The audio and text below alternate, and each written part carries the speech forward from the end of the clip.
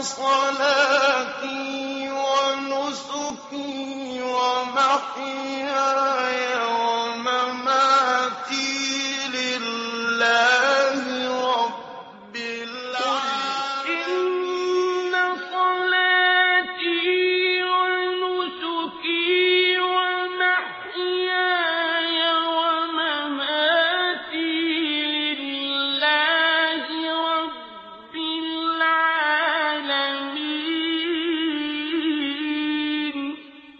Assalamu alaikum wa rahmatullah. Alhamdulillah. Wassalatu wassalamu ala Rasulillah. Worshipping Allah subhanahu wa ta'ala is the purpose of our life. And to fulfill this purpose, we need to be true and truthful in general terms and in specific terms. When we say and when we are asked, what is the purpose of your life? We say, the purpose of our life is to worship Allah subhanahu wa ta'ala alone. What is the evidence of that? How can we fulfill that in every specific act that we do on the face of earth? This is possible by following the way of the Prophet ﷺ. We would still eat and drink, and we would still enjoy the life that we live in, and we would still do whatever human beings do, but we would do it in the proper intention, and we would do what is obligatory for us to do, stay away from sins, evil acts, all of that using the different parts of our bodies. And that's why when we say we worship Allah subhanahu wa ta'ala from head to toe, this is a true meaning, and this is something that we need to achieve and to practice and to be aware of this. That everything we will be asked about it in the Day of Judgment, every move, every word, any deeds done by the heart or the different parts of our bodies, we will be asked about it in the Day of Judgment, because this is the purpose of our life. And we're still talking about the hands and how things to be done with the hands, either to take us to Jannah, that Allah subhanahu wa ta'ala prepared for the believers, or may Allah subhanahu wa ta'ala forbid, can take the person into the hellfire. With these two hands, which are both bounties of Allah subhanahu wa ta'ala, we have to witness that. See how Allah subhanahu wa ta'ala created in such a perfect way that He honored the human being. We're not like the animals in which a person, when he wants to eat, we see the animals, they pick things from the ground and they move their head to the ground. It's a humiliating way. Allah subhanahu wa ta'ala honored the human being, in which we eat our food and we raise the food in our mouth in a very easy and a simple way, that it never misses it, right? Imagine that this arm is stiff and doesn't have joints in it. How would a person eat then? But instead you would find it that it perfectly goes to one's mouth, in a perfect way. And it grows with the person, whether he is a child or grown up. It has this perfect way of eating and perfect way of dealing with things, in proportion with the different parts of our bodies. It helps us to be able to walk and to sit and to sleep and to eat and to interact and to work hard and to fight for the sake of Allah. Or otherwise a person can commit sins and spread corruption on the face of earth. All of that by using this hand. And that's why we need to witness that this is a great bounty from Allah subhanahu wa ta'ala, and we need to witness the things to do and the things not to do when it comes to matters of our hands. Just examples. We mentioned in the salah, in other acts of worship, when we go for Hajj, for example, there is Rami al-Jimar, that you throw the pebbles, right? This is an act of worship, that you do this with the two fingers, the index finger and the forefinger, in which you would throw the pebble as the way the Prophet ﷺ, and you would say, Bismillah, Allahu Akbar, right? And you would touch the black stone, for example, when a person is making tawaf around the Kaaba. And if a person is not able to kiss it and not able to touch it, then to just move your hand, towards the black stone. This is the way of the Prophet ﷺ. So it's a way to use our hands according to the way of the Prophet ﷺ. Writing, we use our hands to write, right? Which many people, they now type, right? Which is fine. Typing on the keyboard, writing using a pen and writing. Either you would write something that is benefiting to the human beings, or a person might write something that is harmful.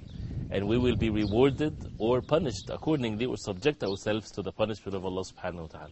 The ulama, they talked about writing things that are good, matters of the religion, calling others to do righteous acts, translating the words of Allah subhanahu wa ta'ala, or a hadith of the Prophet sallallahu alaihi wasallam, or the works of the ulama, or a person can do the opposite of that, spreading innovations in matters of the religion. And that's why we have to be careful.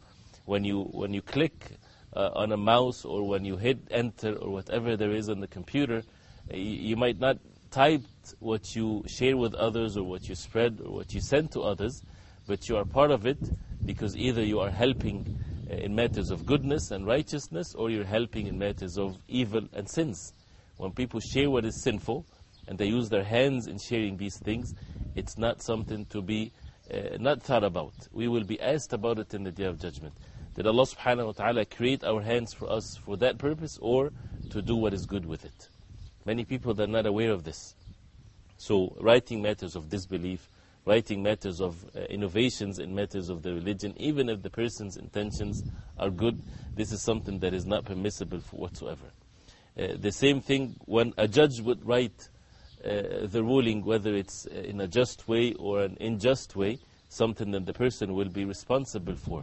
Some of the things that the Prophet ﷺ forbade us from doing is to use our hands to play with things that has to do with gambling, or things that has to do with based on luck, like for example the dice. The Prophet ﷺ said words about it in an authentic hadith. من لعب بالنرد شير أو من لعب بالنرد فكأنما صبغ يده في دم خنزير, which means whoever plays with the dice as if he immersed his hand in the blood of a pig. And this is an authentic hadith that shows that this is not permissible to deal with something that has to do with luck, one of which is to play with matters of dice. Some people would say, but this is nothing but just passing some time playing. There's no serious matter. We're not gambling by just using dice in many of the different games that we do. But see, the religion of Islam is so perfect in its ruling. If gambling is haram, then anything that can lead to it doesn't necessarily that it would lead every person to it. But if it leads some to it, especially if there's no benefit in using it or doing it, and time is so precious. Well, a person can spend the time in relieving oneself from the stresses of everyday life by doing even something also benefiting. Playing sports, for example, or watching what is permissible. But to do something based on luck, and a person would feel that he gained or he won something and the other is defeated, based on things that has nothing to do with our abilities or anything like that, just luck, this is something that is forbidden in the religion of Islam. So some people would use their hands in something like this, and some people would use it in something that is not permissible. Allah subhanahu wa ta'ala talked about Bani Israel, the children of Israel, when they distorted the message of Allah subhanahu wa ta'ala, when they wrote in the scriptures what's not part of it. فَوَيْلٌ لَهُم مِمَّا كَتَبَتْ أَيْدِيهِمْ وَوَيْلٌ لَهُم مِمَّا يَكْسِبُونَ. When they altered and they changed in the revelation of Allah subhanahu wa ta'ala, when Allah subhanahu wa ta'ala entrusted them with their books, they were supposed to save it. They were supposed to write it the way it was revealed, and they would save it and they pass it to the next generation, and so on and so forth. But instead, they hide some things, and they would write some things from their own. And that's why Allah subhanahu wa ta'ala warned them, فَوَيْلٌ, meaning woe to them. Woe to those who write things from their own selves. Their hands would write things from their own selves, from their own desires, not according to what Allah subhanahu wa ta'ala revealed to the messenger. And the same thing when it comes to people of knowledge. Those who would hide the truth, or would distort some facts, or would send evil writings or innovations in the religion. All of this is something that a person will be asked about. We use our hands to help one another. It's part of our religion. The Prophet ﷺ, when he was talking about the good deeds, to the extent of which, and he said alayhi salatu wasalam, that Iman is made of Al-Iman bid'un wa sittun wa fi riwayatin bid'un wa sab'una shu'bah, that Iman is 70 something or 60 something parts. أعلاها قول لا إله إلا الله. The highest level of Al-Iman is La ilaha illallah. And the lowest level, وَأَدْنَاهَا إِمَاطَةُ الْأَذَى عَنِ الطَّرِيقِ, when you remove an obstacle from the road. This is one of the lowest levels of Al-Iman, but it's part of Al-Iman, part of faith. It's not just a simple deed. People consider that a simple deed, but to Allah subhanahu wa ta'ala, this is a serious one. This is one of the purpose of our life, is to use our hands or the means that we have to remove an obstacle from the road. This can be the reason for a person to enter Jannah.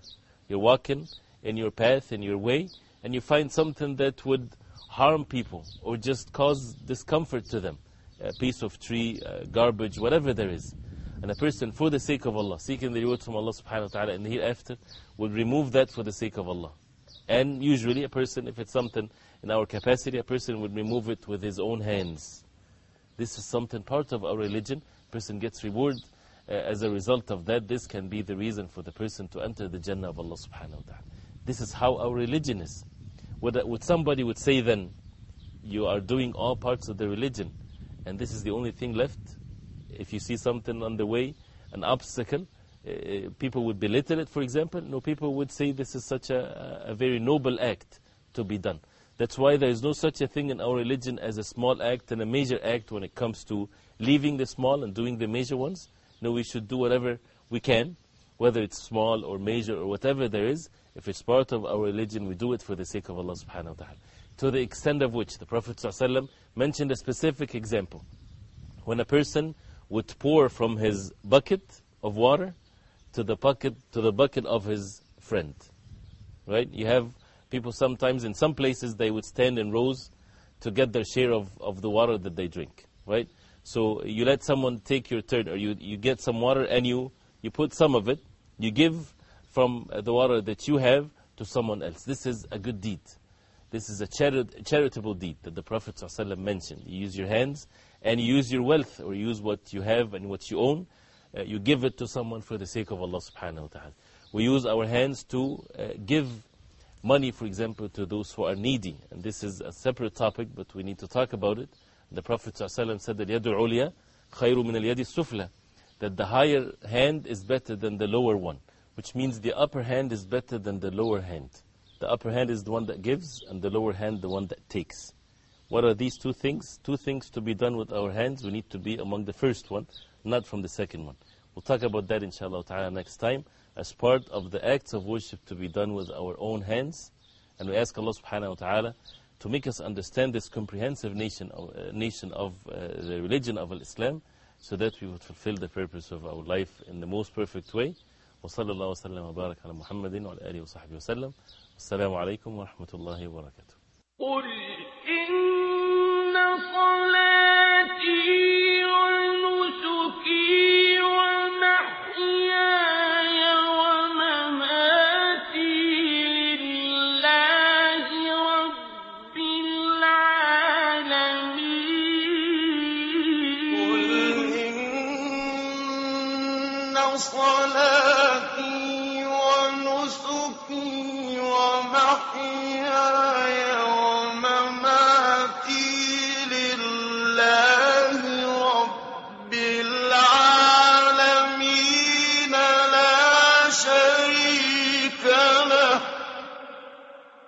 لا شريك له